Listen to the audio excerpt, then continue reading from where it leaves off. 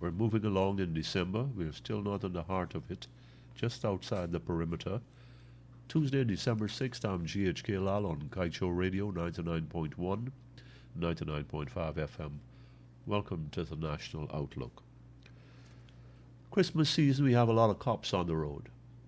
We have a lot of people on the road. We have a lot of traffic on the road, and we have a lot of tempers getting frayed.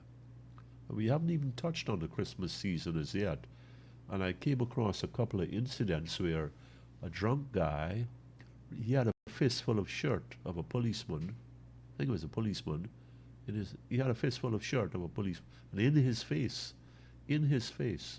There was a second incident where a minibus driver was slapped with 13 charges for confronting and I think actually assaulting a police rank. Now, the commissioner of police himself came out and said, well, look, there is zero tolerance for those who attack and abuse cops. Absolutely, I agree with that. I hear that.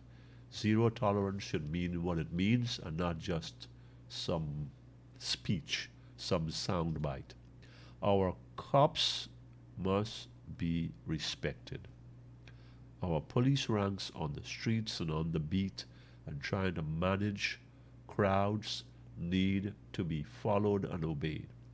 When people drink and they commit traffic offenses and they are being charged or questioned, they need to conduct themselves properly. I don't care how inebriated they are. And they get into a policeman's face, then they need to be dealt with. And they need to be dealt with harshly. There are no two ways about this. Minibus drivers, 13 charges. How could things have deteriorated to that space?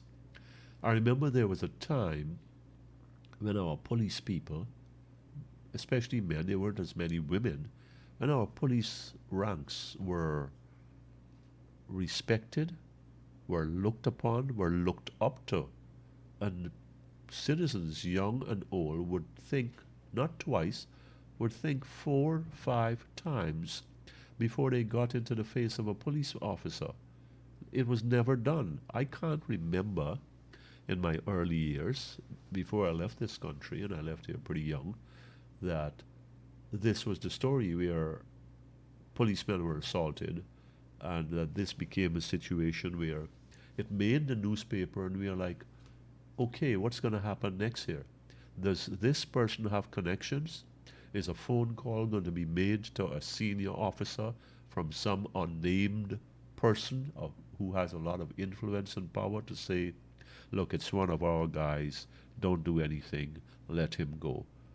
I think that we need to have our men and women in uniform to be treated a certain way. If they're engaging in underhanded business, well, everything is off the table.